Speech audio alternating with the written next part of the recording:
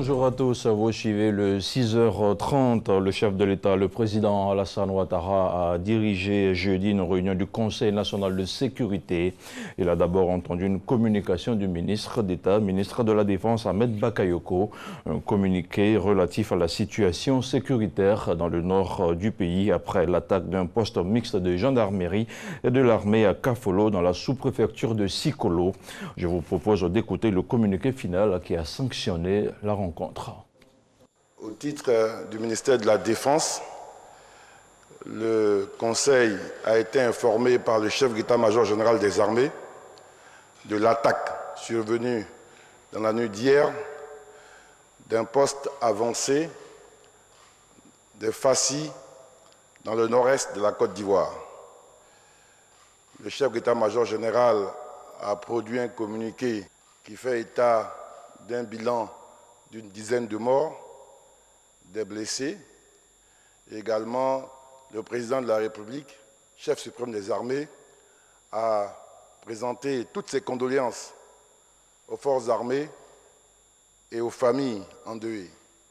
Il a adressé ses vœux de prompt rétablissement à tous les blessés et il a instruit l'état-major à faire en sorte que le calme règne dans cette région et qu'une enquête soit menée pour donner tous les éléments d'information par rapport à cet incident.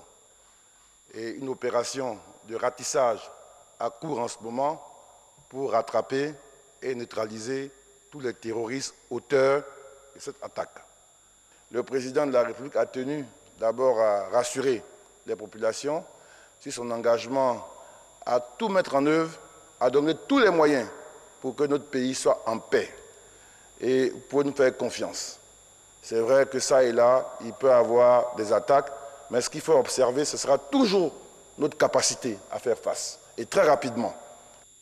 Je rappelle que le bilan de cet assaut meurtrier a fait une dizaine de tués, 6 blessés et un assaillant neutralisé. Selon le chef d'état-major général des armées ivoiriennes, le général de corps d'armée Doumbia Lassina, les soldats blessés ont été évacués à Abidjan où les attendait le ministre de la Défense Ahmed Bakayoko. Selon les premiers éléments de l'enquête, il s'agit bel et bien d'un attentat terroriste. Kolo Koulibaly. C'est à bord de l'Antonov 26 de l'armée ivoirienne que les 6 blessés de l'attaque de Kafolo sont arrivés à la base aérienne d'Abidjan, qui, touchés à la cuisse, qui d'autres au bras, des soldats blessés physiquement, mais visiblement au moral haut, et ce, à raison, puisque la hiérarchie militaire ne les abandonne pas. On a des soldats, d'accord? On se soigne et puis on repart rapidement au nom de tous ceux qui sont décédés. OK? Je compte sur vous. Beaucoup de courage à vous. Je passerai vous voir à l'hôpital demain. C'est ce même message de détermination qu'affiche le gouvernement.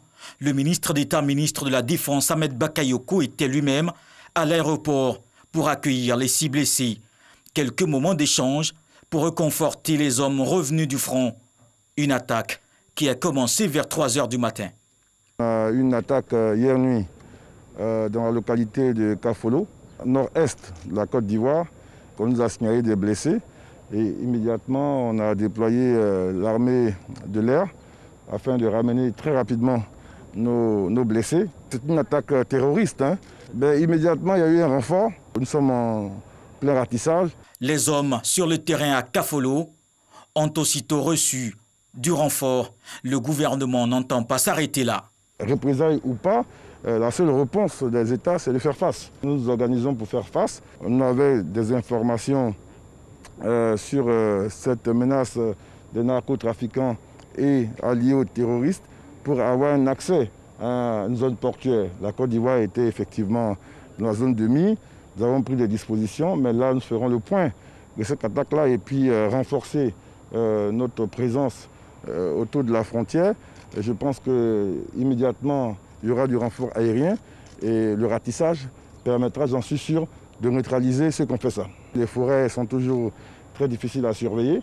Donc l'opération conjointe avec le Burkina, justement, avait pour but d'évaluer les différentes menaces à l'intérieur de cette forêt et nous n'allons pas nous arrêter. Le plus important pour nous, c'est de protéger nos populations et protéger notre territoire. Nous avons un niveau d'organisation de nos forces qui nous permet de faire face. Et vous allez voir dans les jours qui viennent, la réponse sera à la mesure de cette attaque-là. Le bilan reste pour l'instant à une dizaine de morts, 6 blessés et un assaillant neutralisé. Les blessés, eux, sont transportés à l'hôpital militaire et autres centres spécialisés pour recevoir les soins appropriés.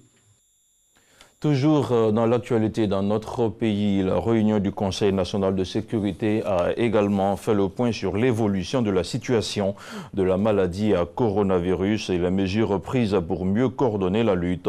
L'évolution du nombre de cas positifs 3 mois après le début de la pandémie en Côte d'Ivoire est en phase avec les prévisions. Jeudi, le ministère de la Santé et de l'Hygiène publique a enregistré 223 nouveaux cas de contamination à la Covid-19. À la date donc du 11 juin, la Côte d'Ivoire compte 4400 cas confirmés. On écoute le point de la situation avec le directeur général de la santé, le professeur Mamadou Samba. Le ministère de la Santé et de l'Hygiène publique a enregistré ce jour, jeudi 11 juin 2020, 223 nouveaux cas de Covid-19 sur 796 échantillons prélevés, soit 28% de cas positifs, 38 guéris et 0 décès.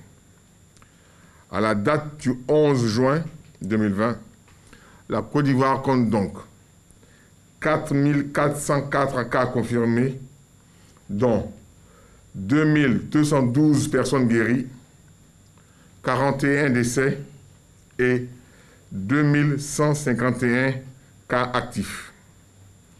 Le nombre total d'échantillons est de 34 272. Le ministre de la Santé et de l'Hygiène publique rappelle que la pandémie n'est pas terminée. La maladie est présente et circule dans notre pays. Il exhorte les populations à ne pas relâcher les efforts dans le respect des mesures barrières.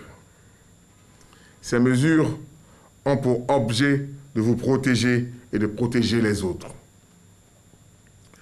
Le ministre de la Santé et de l'Hygiène publique insiste sur le fait que seul le respect des dites mesures peut nous permettre de contrôler et de maîtriser la pandémie sur notre sol.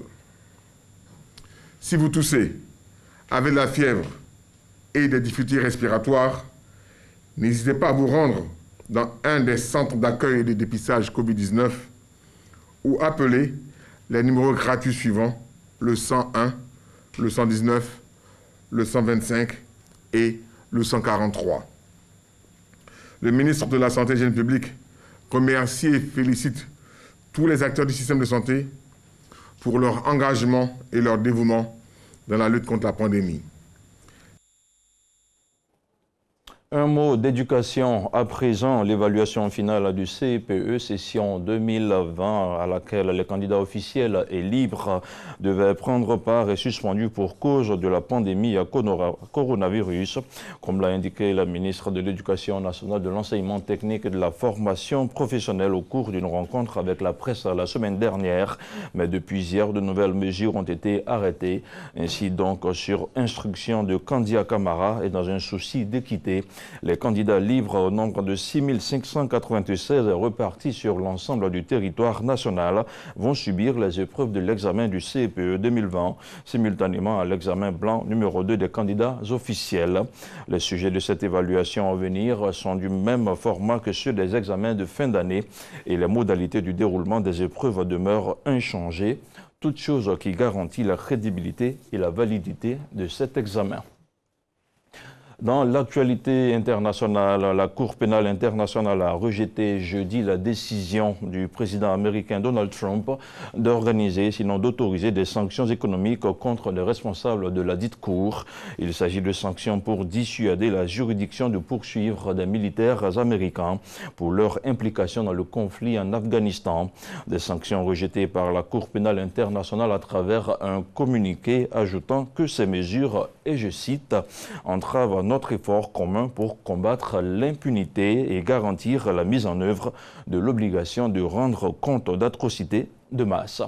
Et c'est avec cette dernière information que je referme ce point d'information sur RTI 1. Merci à vous tous d'avoir suivi. Je vous laisse en très bonne compagnie, en compagnie d'Alix Kokola.